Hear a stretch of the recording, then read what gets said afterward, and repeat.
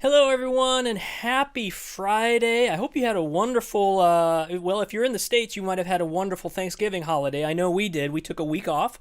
Our last Mom at Home, you may remember, was with the vocalist Gregory Walker. We had a wonderful time the week before Thanksgiving on that, but we took a week break off, and I hope you didn't miss us too much. And now we're into December 2020. Wow. That's amazing. It's just this year has just been one interesting element after another, but I've been so amazed at the array of guests and artists, music makers, music retailers, artists, manufacturers, all we've been able to host here on Mom at Home and present to you. And today is no exception to that rule. Actually, I'm super excited about today because it's so much fun getting to meet someone who is a multi-instrumentalist, but not only a multi-instrumentalist. Daniel Ho does so many wonderful things. He's a ukulele virtuoso, a slack guitarist, a fellow drummer just like me. So we are kindred spirits. He is a composer, arranger, singer-songwriter, producer, and I think a record label owner, instrument designer, so much more. So, I mean, his life and career is just a wonderful variety of music and music making. And I'm so glad to have him here today, and I hope our host, our interviewer, is so glad. Mr. Bill, welcome, Mr. Bill. Hey, I'm so glad to have you guys here, both hosting Mom at Home for us today. Looks like we already have a wonderful live audience coming through to us. Looks like Ann is greetings from Boston, and I see so many other folks online. So join us today, ask questions, and enjoy today's presentation. We're gonna touch on the ukulele because that's we love the ukulele so much. Pardon me, sometimes my pronunciations get off, but Daniel will make sure we get our words set straight. But he's going to share that with us. He's going to share his career and what that instrument is, what it means to him, and so much more. Mr. Bill, Daniel, welcome to Mom at Home. How are you guys doing? All right, thank you. All right. Thank you. Always such a great setup. And Daniel, we're so excited to have you here today. You gave us a great concert at the Museum of Making Music a while back. I mean, I was literally on air while you were playing, listening to your wonderful music and your energy and your love of doing what you're doing. So thank you for taking your time to be with us this afternoon. So happy to be here. This is my first gig of the year. Yay! Woo! We're happy to have you on your first year. Well, what, December? Oh man.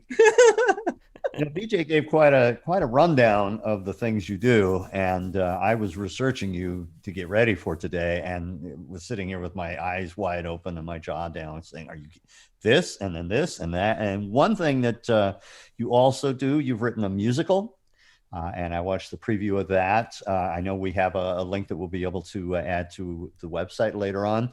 I mean, you do so much, Daniel. So my first question. The first obvious question to me is, where do you find the time to fit all this in and the energy? Well, actually, I'm 52, so there was lots of time. So 2020 was, it is my 30th year as a professional musician. I started in 1990, and I actually created this banner here that we were going to use next to, the merchandise table at the shows and gigs like that. And thank you so much for giving me the opportunity to actually set it up for once. But, it's been 3 decades and I've tried all kinds of things, and I have a real passion for music. Just, I love music. I love every aspect of it. And one thing leads to another. And I just try to learn as much as I can every day and make things. And then before you know it, 30 years have gone by, and oh boy. Here we are, right? We are. And you know what? You said the golden catchphrase right there. You love it. You love music. You love what you're doing. And it really shows in all the different aspects that you're involved in. We titled today's episode The Ukulele. But as we were talking earlier, you play so many other instruments, and you embrace such a diverse styles, a range of musical styles, traditional Hawaiian to classical to rock, pretty much everything in between. Now, that's not the norm for, I'd say, most musicians. What do you attribute the ease with which you move from one style to the other? Uh, I think I'm pretty open-minded, and um, I feel like, okay, I think there's a couple of things. My teacher, Ray Wessinger, in high school at St. Louis High School in Honolulu, Hawaii, knew that I wanted to be a professional musician since I was in the 7th grade. He was a retired director of NBC radio, and he was assistant music director at MGM in the heyday, like in the 50s. And when they did those big musicals, and he's whatever, all those spectacular things that they did live and copied charts, and he'd arrange, and he played alto sax in Stan Kenton's band, or just different things. And he came to Hawaii with these stories, and I told him I want to be a professional musician. He said, if you want to be, you have to do everything I say. And I said, I will do everything you say. So he made me play bass in the jazz band in high school. He made me arrange charts. My first 2 arrangements were for Tia Carrere, the movie actress. Yeah. She went to Sacred Hearts Academy, the all-girls school. I went to St. Louis. And I learned how to do big band writing in high school. Then he told me to go to the Grove School of Music. But he emphasized versatility. He said, you don't know what you're going to be doing if you have a job. If you play guitar and you don't play bass, but there's an availability for a bass player, if you played bass, you'd be working. And he really impressed it upon me. He made me take piano lessons, and he said, you got to be versatile. You never know what you're going to do. You got to copy music. You got to write music. So he early on set me on that path. He also, as an arranger, told me that you can write better for an instrument if you can play it. I don't write very well for violin because I don't know what each note sounds like on each string, and the range and the tone and the frequency response and all that. But I can write pretty well for ukulele or guitar, piano, or percussion. And then at the Grove School of Music, Dick Grove was a genius of a teacher. He had all the professionals teaching us. The Henry Mancini comes in, Lalo Schifrin, and but he himself was an amazing instructor. And every week he had us write and arrange and copy in a different style of music, and then conduct our arrangements. So we get an assignment on Thursday, and we had to conduct it on Tuesday. Conduct dramatic ballad, big band, combo, rock, Latin, and from Tuesday to Thursday, he taught us the parameters that define each style. So that training back, at the Grove School of Music taught me how to analyze Mongolian music, or Chinese opera, or Indian, or Latin, or rock. Or my first thing was contemporary jazz. Like, what is contemporary jazz? And you find a set of parameters, identify them, and then you learn about it. So I've always had an open mind to it. I'm not locked into tradition.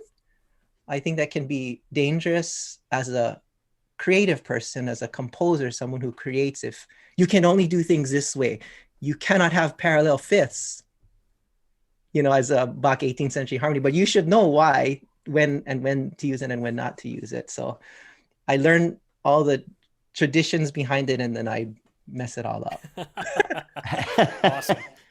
And you've touched on a point that so many of our guests have brought up, Daniel, and that's the importance of inspiring teachers that really light the passion in you. It sounds like your teacher in Hawaii really knew how to, well, first he saw your passion was already alive, and he knew how to then stoke that flame, and he told you the exact right thing. I learned ages ago, there's only one right answer in the music business, and that's yes. Can you play the mandolin? Oh, of course. Then you go out and you buy one, you figure out how to play it. Right. Can you play this? Can you play that? I was asked one time, can you write for violins? Of course I can. I had never. So your teacher really set you on the right path, as did Dick Grove. His school was amazing. It was. All right. So now we understand how you are so diverse. Now I'm going to hit you with this tough question. Sorry about this, but if you had to pick only one style. One style? Yeah, if you had to pick only one style of music to say play or write, is there one that really kind of sticks out? And if there isn't, that's fine too. Well, I have an answer. I just thought of something. World music. Mm. I didn't anticipate that answer. Oh! Got me. Because that would be Latin, it would be Indian, it would be Hawaiian, it would be jazz is world music, right? Yeah, and I would say just based on your reaction to his question, one, it's like that's impossible. You can't just pick one. Oh my goodness! But that if you had to answer that, that's a great answer. Yeah, and the reason for that is world music to me in my that's been my life for the last 10 years. To me, I feel like it is the most direct connection of sound to emotion, because we're not, following box rules. We're not Western harmony or chords and melody and dissonance and consonant. They just sing or play a percussion instrument to tell a story, communicate something, or make someone feel something. And there's no rules to that. Just, can I touch your heart with my voice? And I get that when I hear a Taiwanese Aboriginal children's choir, like the Taiwu Ancient Ballads troupe sing, they'll give me chicken skin and make me cry. I have no idea what they're saying. And then that's when I realized the light bulb went off, like, this is what I need to know. They don't know how to read a note of music, but they can touch you like nobody, And that's what's important to me about world music. And they all have different emphases in rhythm, melody, and harmony, the three aspects of music. For instance, they're melodic. They don't even have chords. Indian music is very rhythmic. Their harmonies aren't too sophisticated. Latin music is very rhythmic. Cuban music is very rhythmic and African. And Chinese music isn't. So, to take the best. So my whole value of creating music as a composer is to take Indian rhythms, African rhythms, Latin rhythms, and put them with melodic Mongolian long song melodies. And so you pull from here and you pull from there and you pull from there. And what you end up with, something that we're all striving for as artists, is to have a unique voice. And that's how you can find it. By culling different elements from different styles of music, pulling them together and creating your voice with that music. Yeah. Yes. And you know what? You hit the nail on the head once again, Dan. You have probably already said about 5 quotables today. So thank you for those. And the interesting thing to me, I've always thought about, traditional harmony, as you say, you reference Bach, the no parallel fifths, no parallel fourths. I don't think they sat down and said, all right, here's a rule, boom, boom, boom. They wrote in their style. And it seems to me from one generation to the next, one era to the next, there are stylistic elements that everybody employs. And those just happen to become, quote unquote, the rules. But, you pick up a guitar and you play a set of power chords and you're doing nothing but parallel fifths. You're breaking all those rules because that's the sound that appeals today, I guess. Mm-hmm. That's my quotable.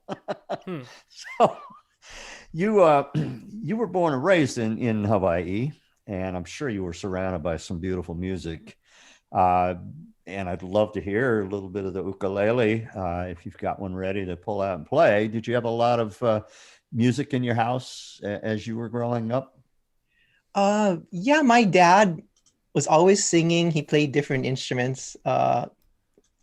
He used to play guitar and sing, the old Kuili songs and Hawaiian songs, and I would play ukulele along with him. And he had a book back in the day, was a 3-inch 3-ring binder with typed lyrics with the chords typed above it, just kind of spaced out to match where the chord changes line up with the lyrics. And we'd go through a lot of songs like that. So my dad's a chemist, a retired chemist at Pearl Harbor. He passed away already, and my brother's an electrical engineer. And so I didn't really have, I just kind of found my own love for it and was inspired by him. And yeah. That's great. I mean, that inspiration, from one of your parents, one of your siblings, that's just as much as you need to sort of get going on your path there. Um, would you mind giving us a little bit of a demonstration of the ukulele? Yeah. Well, I just, this is my ukulele here that I created with Pepe Romero. It's a tiny tenor. And I just wanted to share a little bit about it. It's a special instruments based on a lute.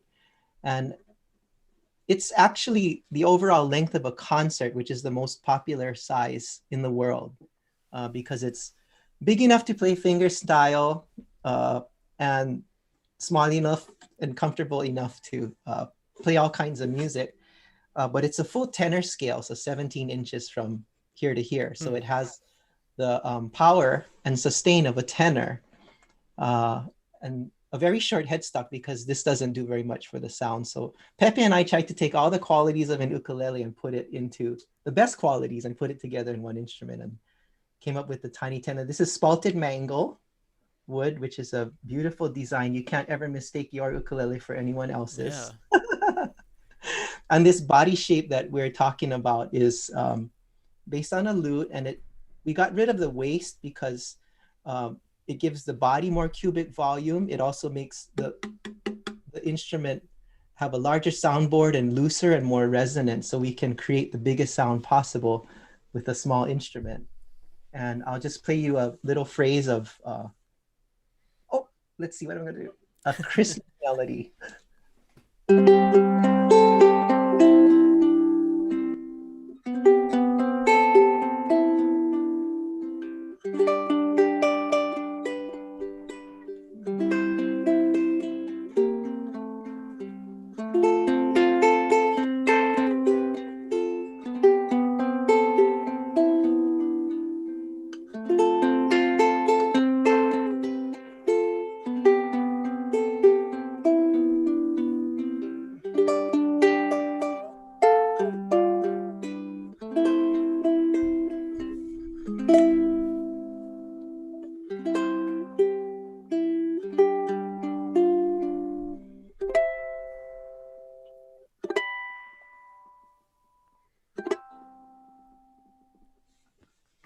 Awesome. That's great. It's a great little instrument. You can take it with you everywhere and always makes you happy.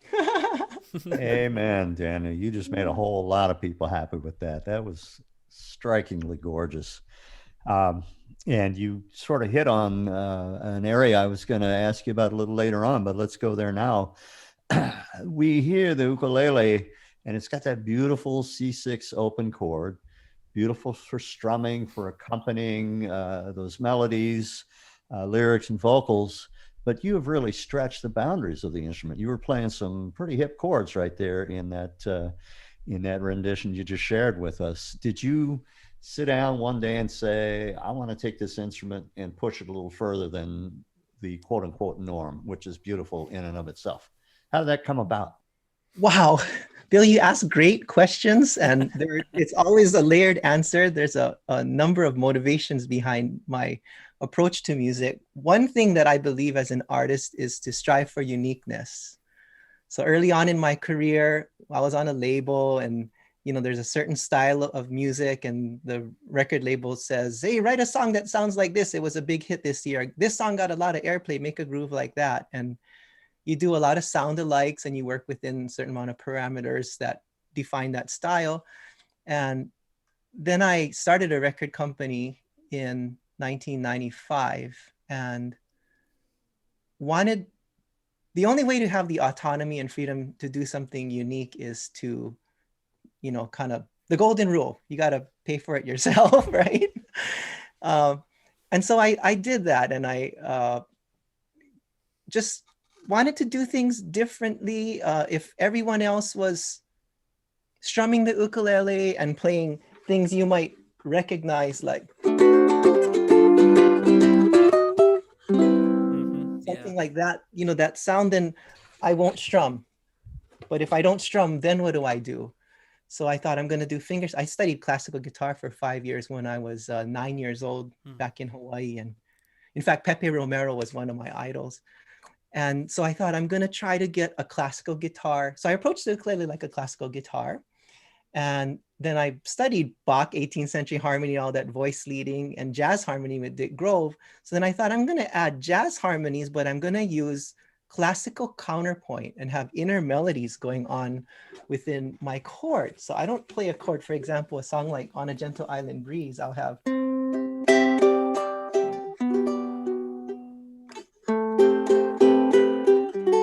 Then I'll have inner melodies.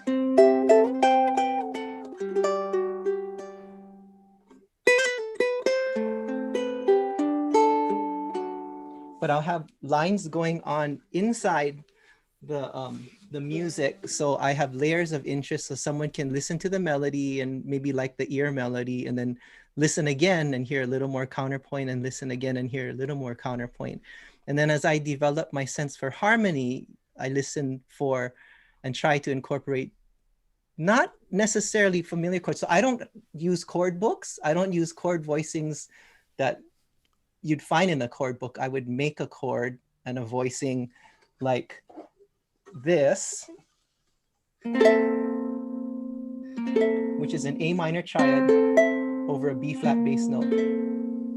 And then listen for the consonance and dissonance between each string. So it's really kind of pulling apart the elements of consonance and dissonance and sound on a harmonic level, and then incorporating, as we talked about earlier, rhythmic things like polyrhythms and things that, so I guess always kind of searching a little further and then never trying to do the same thing twice. So if you play a chord, change a note. See if you can change a note, just one note. It's really hard to do for 30 years. When you really? Notes. Like, but I'll try to add or take away some voicing on my piano to make it sound just slightly different. And that's how you discover an A minor triad over B flat. So it's actually a B flat chord with a raised 11th, a 9th, and a major 7th with no chord tones, which is really a beautiful sound that you would not hear on a ukulele, right? Because it's not in a chord book, because no one would think to play an A minor triad over a B flat. You only have 4 strings, so you have to choose the notes very carefully. And the beautiful thing is not what you include, but equally important is what you don't include, to define or leave it not defined, kind of transparent, you know. So it's a whole bunch of things, but I'm really trying to not write the same piece twice, and I'm trying to do things that are unique. The other thing that musicians kind of deal with, myself included, starting out, we struggle with competition. We struggle with comparing ourselves with other people. It's like when you're a kid and you take piano lessons and you do a recital, or you enter a piano competition like I did, the Young Keyboard Artists Association International Piano Competition in the University of Michigan when I was 18 years old. I went there as a 18-year-old and I saw 13-year-olds playing Mozart concertos with boxes under the piano so they could press the pedals. They were so small. Mozart concertos, full on, you know, and that's enough to make you quit music. So how do you not compete with others when people are measuring, oh, wow, he plays drums so much faster than the other drummer. Wow, look at his single stroke roll. Who can play a single stroke roll that fast? Well, that's not a measure of music, really. So what I try to do is make music that other people aren't doing. You cannot compare a piece, like, because it's just different. I don't strum, so you can't measure my, but you know, I focus on detail, like the tone of how you pluck the string at a certain angle, a rest stroke, a free stroke, how you bring out the melody over the harmony, how you voice the counterpoints and everything like that. And then you kind of just live in your own world, and music becomes more fun because it's not a competition. Nobody, well, I don't know if anyone compares me to other pianists or ukulele players or whatever, but I don't. I just kind of do what I believe in. And then when it's that much a part of who you are, you believe in it so much more, and you present it with sincerity and passion. What you are doing, Daniel, is you are presenting your voice. You know, there's so much undue weight given to speed in music, right? I've never been a terribly fast player myself. And yeah, you see a guy just shredding 70 million notes a measure. Wow. But that's a technique which I absolutely respect, Mhm. but the passion and the soul really comes from what you say with the instrument. So I totally relate to you walking in and seeing these 13-year-olds and being scared to death. It scared me. But it really is about bringing your passion to the fore, and you've absolutely done that. Now, with your voicings on the ukulele, do you generally stay in the traditional tuning of the instrument, that open C6 chord, or do you mess with that a little bit here and there? On ukulele, I stay in the standard tuning because they're nylon strings or fluorocarbon strings, and you actually can't tune the ukulele to different pitches within a show. The strings, because of the material, will stretch back to wherever they used to be. So I can't do multiple tunings. Same with slack key guitar. When I play slack key guitar, I use standard tuning and slack key guitar, but in order to perform with it, I need a steel string instrument because the steel doesn't really stretch. You could tune it, set it, and then play a song and it will stay in that tuning, but I can't do it with a nylon guitar. Even though I like the fat, warm nylon melody sound, I'd have to have two instruments to play two tunings and so on. So I pretty much limit it to the standard guitar tuning ukulele tuning with the low G. Okay, so I was going to ask about that. I thought I heard that when you were playing, that your G is a low G rather than the high G, which for me personally gives it that extra little range that I think you kind of miss when you have it tuned to the high G. But one of the chords you played in your Christmas piece, you really stretched. I saw you. You made the guitar face, actually, Danny. I'm gonna lay that out there. Actually, it's really too far. So if I were on a this is a tenor scale, so 17 inches. If I were playing my ST concert, which is actually this exact same body with a 15-inch scale, it's easy to reach. But this is a A flat and a C and an E, and then octave E. So it's an A flat augmented chord. So I'm doing the 7th fret here, and the way to reach that is the guitar face is because I have to get my shoulder under the instrument too. Oh, wow, yeah, it's a huge span. And it's scary because if you miss it, it's a really disappointing high point, low point. Your high point becomes a low point of the song.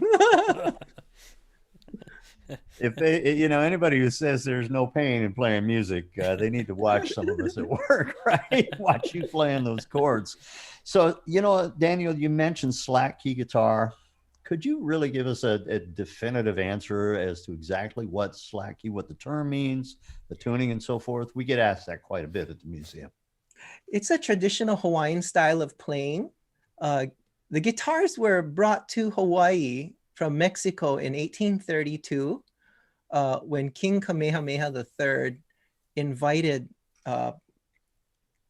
this vaqueros to come to Hawaii to teach the paniolo, which are Hawaiian cowboys, how to manage their cattle.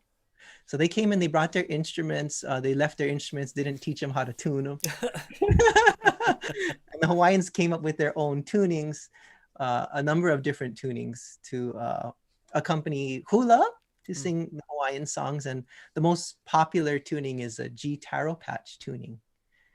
And so in my effort to find a unique voice, I studied slack key guitar and of course classical guitar, and I came up with a tuning that's halfway in between called the G Kilauea tuning. And that is the G Kilauea tuning. I wrote a book about it. Oh, nice.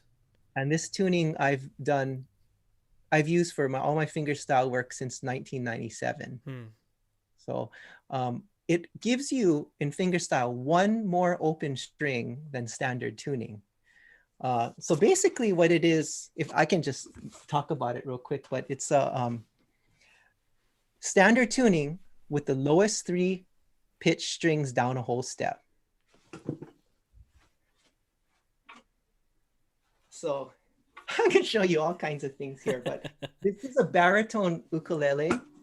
But what Pepe and I did is we made it, baritone ukulele scale is 17 inches. 19 inches, this is 21 inches. And so this is tuned lower than a guitar. These strings are the same as a guitar, the third E, the second B, and the first E. That's a guitar, exactly the same pitch. This is D, G, C. And that's the G Kilauea tuning. This is standard tuning if I go up a whole step. E, A, D, G, B. But you see, this guitar is actually smaller than a travel guitar. It's a baritone size instrument, but it doesn't have that hunky mid-range that makes an instrument sound small.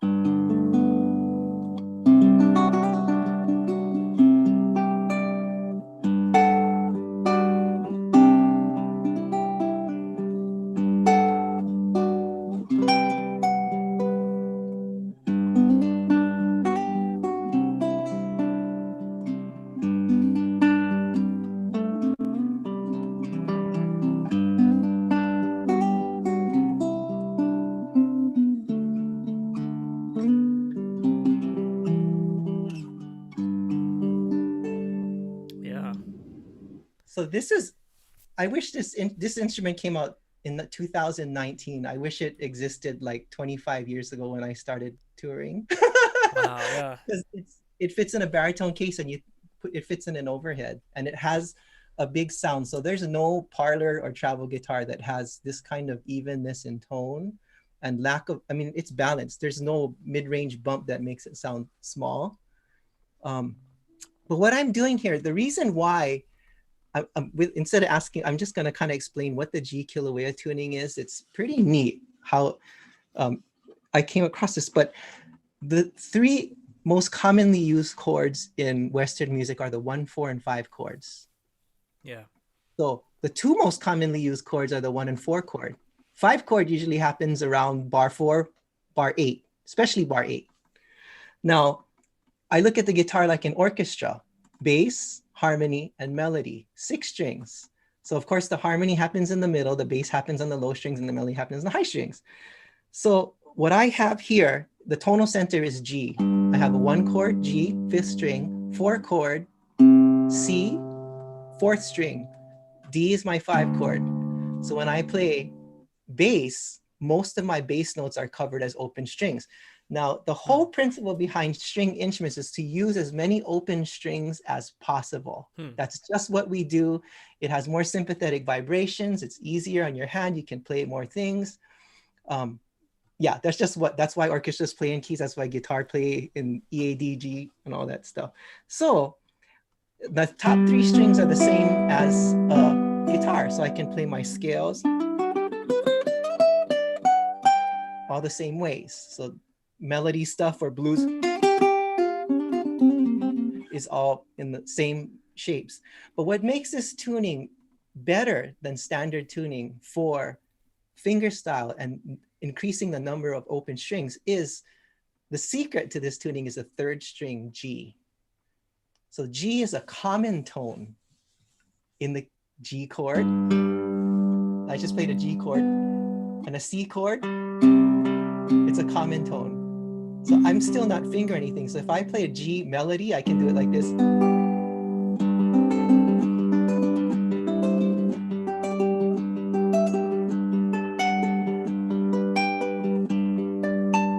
Or C, same thing. I can play all over the neck. I'm only holding 2 strings. Yeah, that's pretty cool. Right? So now I have my bass also open. So I play a 5 chord.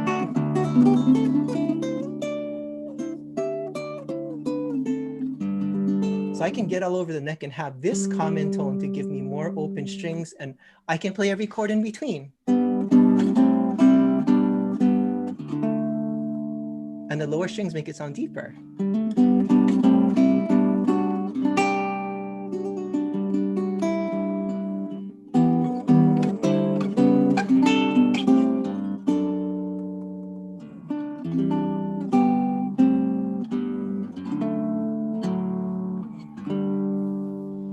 So everything in between, counterpoint, classical melodies, this gives you more open strings, and 1 string is a big deal. It's exponentially easier to play because if I don't have to finger that string, the reason why this doesn't work in standard tuning, you might think You could do this in the key of A, D, and E, 1, 4, and 5 on your low strings. But your third string is G. G is not in the key of A. You will always finger that string. You have to finger that string. Mm. So your common tone is actually your first string, E. So you have A and E, it's the fifth, and the D 4 chord, you have the E is the ninth, and the E is the 1. But you can't play a melody. You can't leave it open because you have to play melodies on it. So you see by repositioning a common tone to the third string, where the violas and maybe the higher cellos might cover this note, you've put the common tone in a spot where you don't have to use it. And I mean, kind of like Blackbird is like that, right? Wait, how do you do Blackbird? Right? The G, you have that going through everything. And it also, the open strings actually tie the transition from chord to chord. It's always ringing. If I'm changing from chord like that, it's always ringing, and it glues your music together and makes it sound smooth, which in Hawaiian slack key guitar is called nahe nahe, which is sweet and gentle. And that's kind of the sound that we're striving for.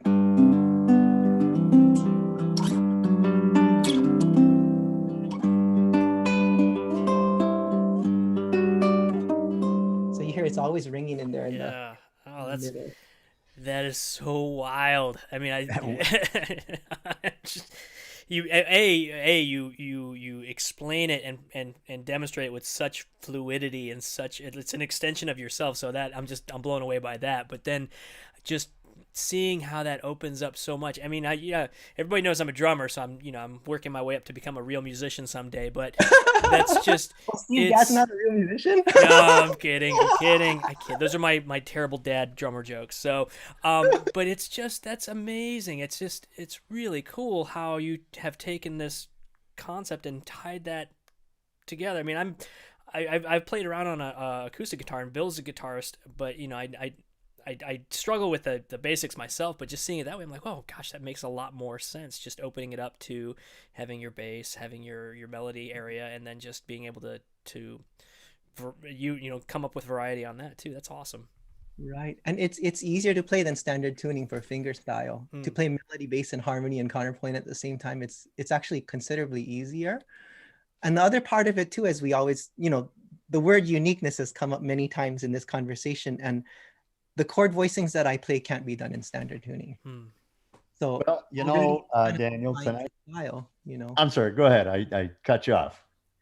It just kind of defines my guitar style to play the chords that I do, because it cannot be done in standard tuning. If you as a guitar player heard someone play a D chord, even if you don't have perfect pitch, you actually know that sound or the sound of an E chord. And I don't want to do that. Like I want to play that, with a different sound. And every little thing that every little element that you can change in your music that would make it special and unique to you is so valuable, because it takes you in that direction of uniqueness. Yeah. Of uniqueness and furthering your own voice. And with that tuning, really, it's just a simple matter of a capo if you want to play that in A or Yep. Yeah. Whatever. I haven't found anything that works better. That's why it's been 23 years, and I haven't come up. I use any tuning that would work for anything. I'm kind of irreverent that way, but it works. It works beautifully. And old dog, new tricks here. I'll probably be dragging all my guitars out tonight, dropping those bottoms.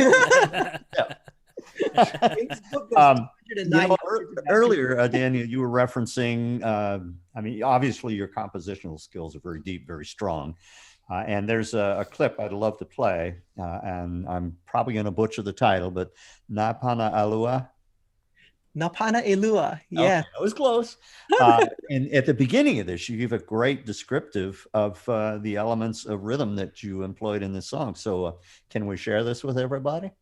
Yes. All right. I've got it queued up. Let's take a look. Yes. Okay. This piece is called Napana Elua, and it is based on an Indian polyrhythm of 10.5 quarter notes over 7 dotted quarter notes. And I wrote a melody in 10.5, and in the Indian phrase, 10.5 quarter notes is divided into 4, 2, 3, and 1.5. So 1, 2, 3, 4, 1, 2, 1, 2, 3, 1.5, 1, 2, 3, 1, 2, 1, 2, 3, 1.5, 1, 2, 3, 4, 1, 2, 1, 2, 1.5, 1, 2. That's the melody. And then 10.5 times 2 is 21, and 7 times 3 is 21. So the accompaniment is played on the lower 2 strings in 7 dotted quarter notes. So 1, 2, 3, 1, 2, 3, 1, 2, 3, 3, 1, 2, 3, 4, 1, 2, 1, 2, 3, 1, 2, 3, 4, 1, 2, 1, 2, 3, 1.5, 1. So those are the 2 elements that are going on in this piece, and it's called Napana Elua, which in Hawaiian means the 2 heartbeats.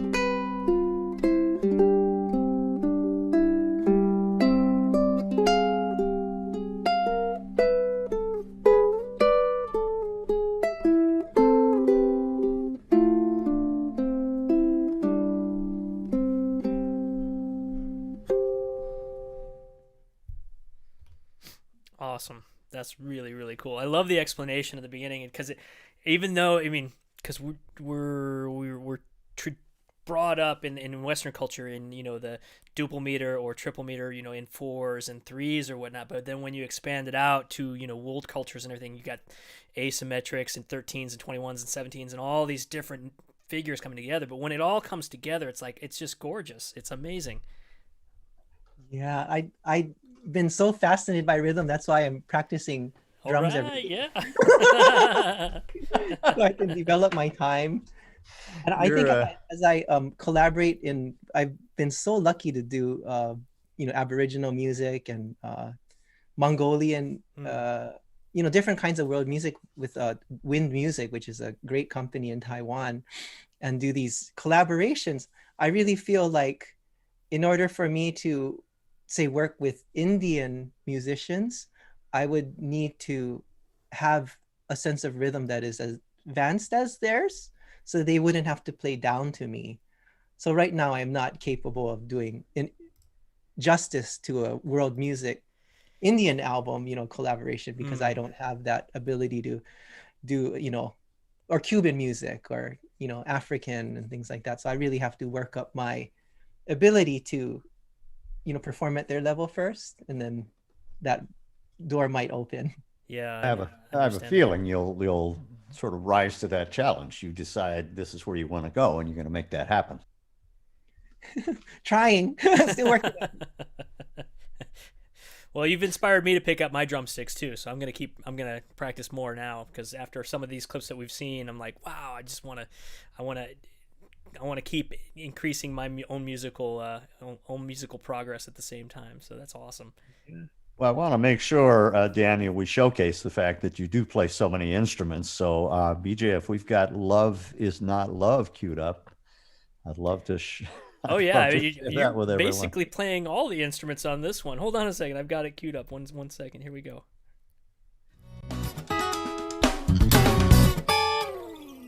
Bet you didn't know you could miss me. Miss a chance to hold and to kiss me. You were occupied and now your vacancy is filled with insecure inhibitions, irreconcilable situations. Is it really greener on the other side? No, I won't be a sunshine anymore, anymore. Love is not love when you take, not give. Love is not love when you keep and score. Love is not love where resentment lives. Love is not love, is not love, is not love. No, it's not love. No, no.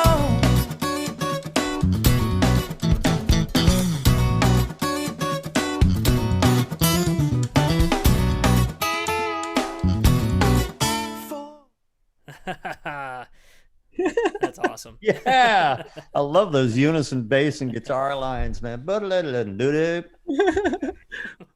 the interesting thing about that song is we just made that video. My wife Lydia filmed it and I edited the video as well. So, we did that in quarantine. It's a song on my newest album, Playing Through Changes, which is this album. All right. A shameless plug. But so I've kind of been spending the first part of the pandemic making an album, because it's something that we do as musicians at home anyway. And then when that was done, I was like, oh boy, what do I do now? But during the course of those 5 months, I was thinking, I'm not real comfortable like performing live on, just because of the connection and the quality of audio, quality of video. I thought, but let me try making music videos and really getting into the, color and editing and all that kind of stuff. So I started learning about that in August. And so that's our first project that we put together and filmed on a 70D. My friend David Ho, who moved with me to go to Dick Groves back in 1986 from Hawaii. He was an audio engineer, and now he's had a post-production business for over, 20 years. And he taught me Final Cut Pro and lighting and shutters and neutral density filters and color correction and everything. And I absolutely love it. And it's really, I have the pandemic to thank for, this new passion, Awesome. way to present music visually. And it's the same thing. It's, foreground, background, left, right, panning, clarity, separation, saturation, desaturation, volume, like all the things that we do with color and visual concept is very similar. But we also design our own album covers and write our, books in InDesign and all that. So Lydia and I already have basic idea of, photography, but now, video is a lot more involved than that. But that's our new joy. You and Lydia are a powerhouse production duo, that's for sure. Well, you're going to add audio video production to your ever-growing resume. But you know what, Daniel, as you were talking about that, it reminded me of your story earlier on about that teacher who said, learn everything. And you continue to do so. That's so inspiring to me, to BJ, to everybody watching today. So hats off to you for that. Now, you've got several events coming up in December, and we're going to add those links to our website. But could you tell us what's coming up? Tomorrow, I'm doing tomorrow, right? Yeah. I'm doing a presentation for the Dancing with the Elephant organization tomorrow afternoon. It's a 2-hour, I kind of put together a keynote presentation of just kind of my life stories and philosophies and a lot of what we talked about, but with, slides and all this kind of stuff. And then on December 19th, I have a live, not live, but a filmed concert that we did at the East West Players Theater in downtown Los Angeles with my group. and Halau Keli Ionalani, and Randy Drake, my drummer, who's, we've been together for 26 years since the Kilauea days. And so that'll be exciting. It's a live, I mean, we played it live, filmed it. And then on Christmas Eve, the holiday celebration, the Los Angeles County holiday celebration, we did a big video production of this song called Colors in Harmony, which is a song that I wrote about unity and working together. And, we have diverse cultures here in Los Angeles, and we don't always work together to solve problems. And this song is about bringing together different cultures and demonstrating unity through the arts. And it's quite a production. It was, months making all the recording. There's probably 50 or 60 tracks of, singers and instruments and things. And it took me about 2 weeks to edit the video, and working with a great producer, Ken Shapiro, who does like the Emmys, Grammys, all that kind of stuff. Oh, wow. So I learned a lot because he's filming it with cranes and red cameras and, all this stuff that I don't know anything about. So it's always a learning experience. And so yeah, we have some cool things coming up. I'm going to sign up for lessons from you, Daniel. I want to learn all that stuff too. I love the whole videography and production end of things. It's so much fun because, like you say, it's just like putting together an album. You want the kick drum right in the center, but maybe you want the woodwinds over here and the strings over here, doing the same idea. Believe it or not, we are coming up on the hour, and I want to make sure that everybody sees your beautiful toccata for piano and 5 cellos.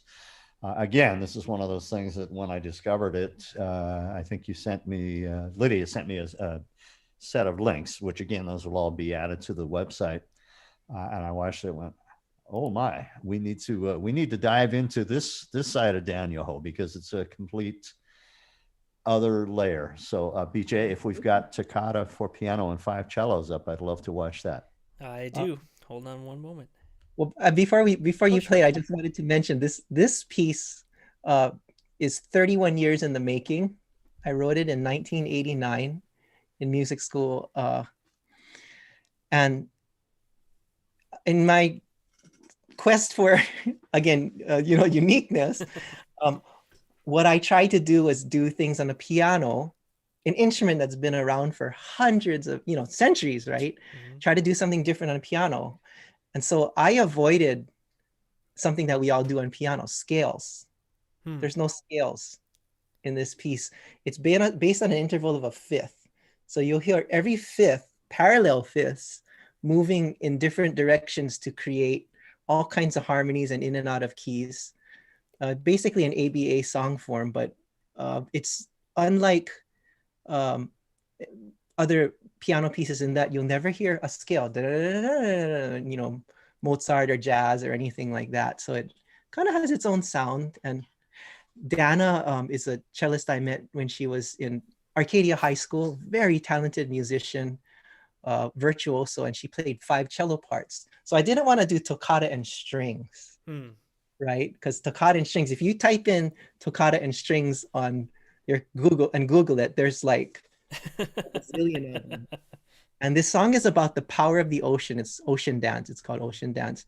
And everyone writes about the beauty and warmth of the ocean, but this is about, it's a force to be reckoned with. And so the cello really had that power in its upper registers and its depth. And so that's the piece. Let me add one more thing before you roll it, BJ. Carolyn Grant, our executive director at the museum, Daniel, is a fine cellist. So when I heard this piece, I immediately thought of her, and I think she's really going to enjoy that as well. All right. Hope you like it. All right, here we go.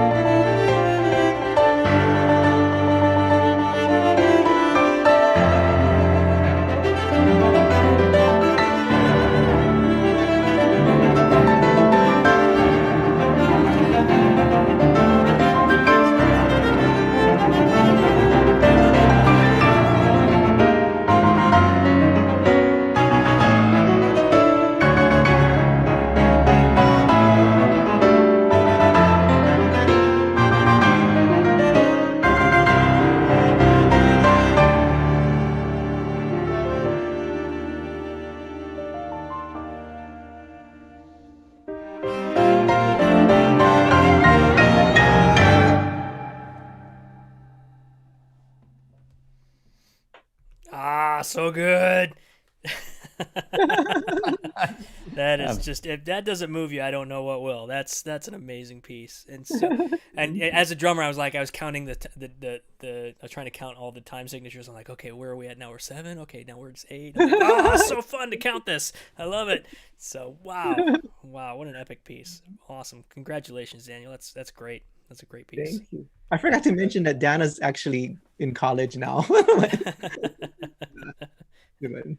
Music major, I'm gonna hope. No, she's getting her master's in she's a mechanical environmental engineer and at Stanford, and she works at Tesla. Oh wow, that's cool. She's really cool. Like a genius kind of the kind of person that you do not want to compare yourself to. So I don't. It's better just to be happy for her. Yes, amen to that. And absolutely, she's wonderful, and she's really humble. She's just the sweetest person, and I love that, about her. That quality in a musician, in any person really, is worth gold, right? Yes, it is. Okay. Well, that was fantastic. We are coming up on the hour, Daniel, but Lydia thought you might like to do a little ukulele on the spot where we if they can throw maybe a holiday Christmas song your way and have you come up with a quick little arrangement. So I'll just throw that out to the audience. If anybody thinks of a tune real quick, they want to type it in, and BJ will let me know what it is. All right. I think the audience is about a 20-second delay from that question, so we can stall for a bit as people write in their requests. Okay. Unless there's anything in particular that you prefer, Mr. Bill. We heard some pretty cool arrangements with Greg Walker a couple weeks ago. He did a funky version of Jingle Bells, and what were the other ones?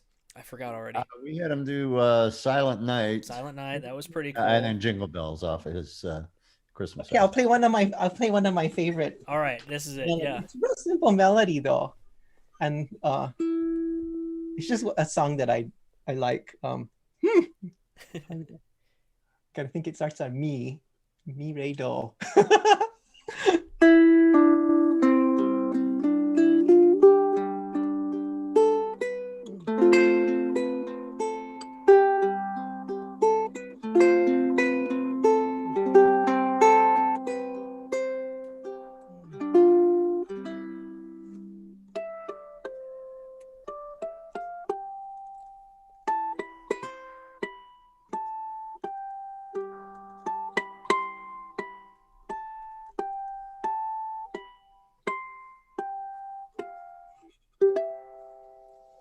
There. Wow.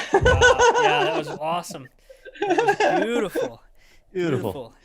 Those harmonics I stumbled upon 35 years ago, and they are so difficult that I decided not to try and include that in my bag of tricks. But you do them so effortlessly. Actually, no, it's really not not that bad. I just touch it like this, and then I pluck it with my you touch it and you just pluck it with your thumb. Huh. I don't know if you can see that on the camera. And then just 12 frets above wherever you play. Like that, 12 frets above.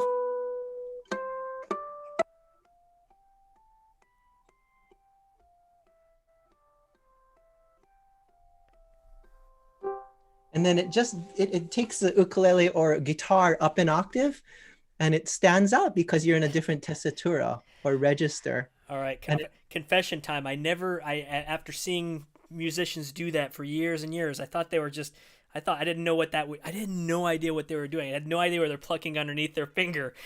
That's epiphany for me now.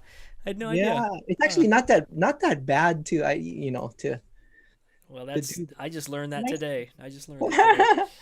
Awesome. My accuracy level sort of topped out at about 30%. So I'm always impressed when I see players do that. Muriel Anderson, PJ, she employs that.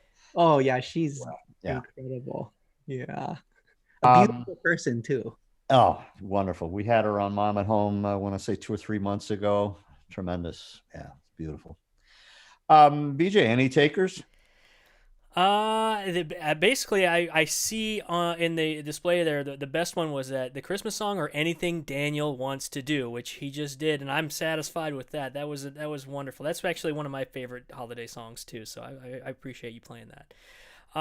Let's see. I'm just amazed, man. It's just you have such a prolific career, such a wonderful an excellent experience with the instrument and experience in composing and with the nature of music too. It's just so much fun to listen to you explain all of these concepts and all of these ideas and then just take it to the biggest thing that I gathered from today's discussion was just finding things that are unique and interesting about the music and then making that your own, even not even as what you do as a musician and a composer, but as a listener too. We can also do that. There's so much music. I've been forced to do this with my kids' music now. The music that they're listening to, and sometimes you find we have these. Sometimes we have preconceived attitudes about generational differences in music, and just taking to heart what you've said about finding those interesting and unique elements and listening for them and training yourself to do that, or just discovering that you can do that. My sons love to listen to the EDM music and Skrillex and all this dubstep music, and first it was completely different, foreign to me, and then I started listening. I'm like, oh, you know what? They're doing some really, really cool stuff with the synthesizers, with the drums, and how they make them interact and work together. So I developed that knack for like listening to these different artists that my kids have been listening to and pulling out those unique elements that I find really, really attractive. And what you said just kind of really rang true for me, and I felt like I had a similar experience to you, what you were explaining as a musician, as a composer. Yeah, I think our philosophies about sound and music and taste, really define who we are, and setting up those parameters as Dick Grove did every week that define a category. I kind of set up a set of parameters for myself that say, this is who I am and this is what I believe in, what I want to do. And that is, well, for me, it's acoustic music, because I've always felt, since I started label in 95, that if I did acoustic music, then it could be timeless. So an ukulele recording done however many years ago, 20 years ago or so, it's the same today.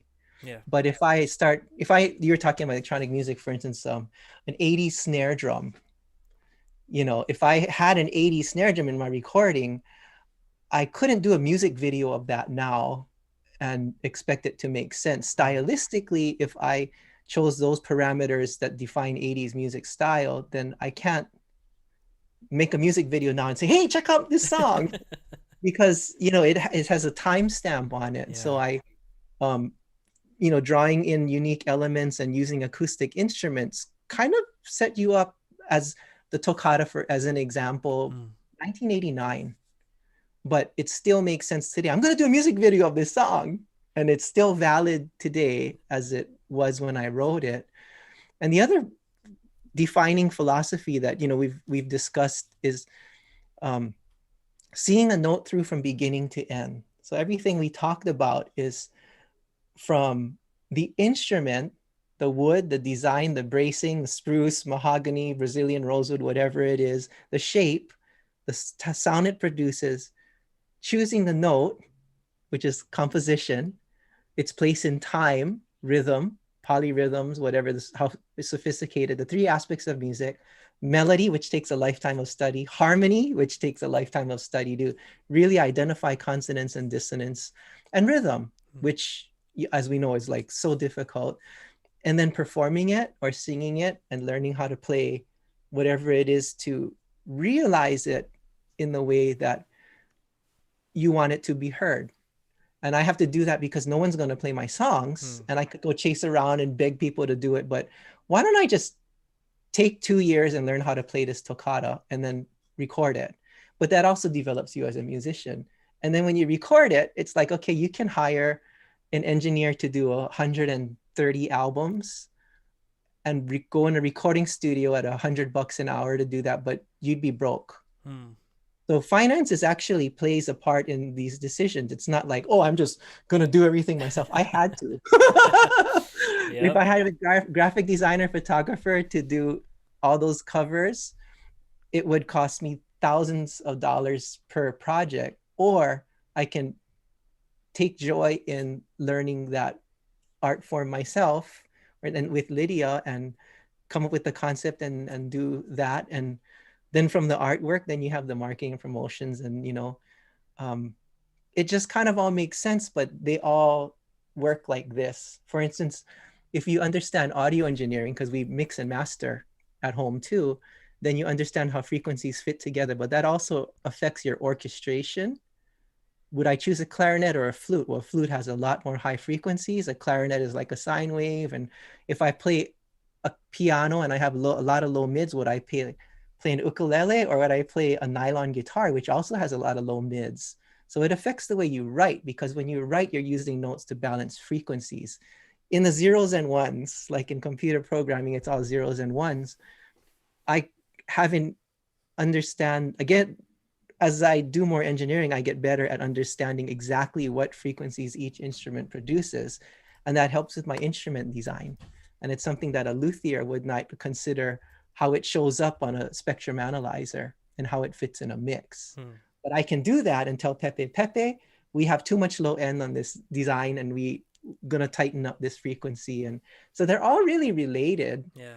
And they inspire each other. And like you said, someone who plays bass but also writes, they play bass with a broad overview of what everyone else is doing. And watching the left hand on the piano, I'm not going to play those notes. I'll be up here. So nothing ever overloads any particular frequency. And you have 90 decibels of audio range and 20 to 20K. And how do you balance everything? And for me, every day is a discovery, and you're just always learning and modifying and fixing. And every time I come up with an ukulele sound, I save it, I take screenshots, and I start from there. And then 2 years later, I might come up with this EQ setting that makes it go here. And then I just do that. 8 years later, I got this, and same instrument, Pepe's instrument. But it's just fun. And I love talking about it. As you can see, I get excited just because all we do, like, you're in your studio all by your lonesome. That's what I do all day long. And I got nobody to like, hey, this epiphany. Oh, you got to do, I just got this new EQ. I cut this thing like that. And this compressor, this distressor. Oh my gosh, it's just amazing. But you never get a chance to share that stuff. So thank you for letting me ramble on and on about it. I tell you what, we are kindred spirits, because, every time you're saying, I want to learn how to do this, I'm like, I understand that, because, I've had to learn. We all had to learn how to do so much in this pandemic. So I appreciate the fact that you are doing that and out there and just a creative force to be reckoned with, and growing because of it, and also benefiting on the finance side because of it too. So that's a two-win right there. You get to grow as a person, as an artist, and then you also as an efficient musician. That's amazing. All right, well, everyone out there at today's Mom at Home, I thank you for joining us. Thank you, Daniel. Thank you, Mr. Bill.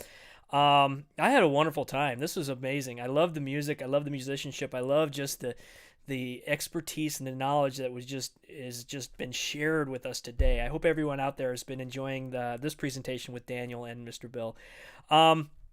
We appreciate you, and we appreciate your time. Let's see, what have we got coming up? I happen to know because it's right here. Hold on a second. As you can see, maybe I'm going to share my virtual camera with our guest today. Next week on Mom at Home, December 11th, Friday at 2 p.m., we have Anne Charbonneau, musical director, keyboardist, and she works with theater, including Cirque du Soleil and many others. We're going to be joining her next week, and she's going to tell us all about what it's like as an artist with a career in the musical theater. And then following that, Friday, December 18th, the day before Daniel's live concert, we have our own virtual concert at the that we're going to be presenting with the Katie Thoreau Trio, December 18th at 7 p.m. You can RSVP for that. Those tickets are free. You can go to our website, museumofmakingmusic.org, get your ticket to our virtual concert. Then I would say, go to Daniel's website and check out what he's got on the horizon, including that December 19th performance. Very excited to hear about that. So, other than that, everyone, thank you for joining us today. Thank you, Daniel. Thank you, Bill, for sharing your time with us. And we hope you have a wonderful weekend, a wonderful rest of your week. And we'll see you then. Take care, everyone.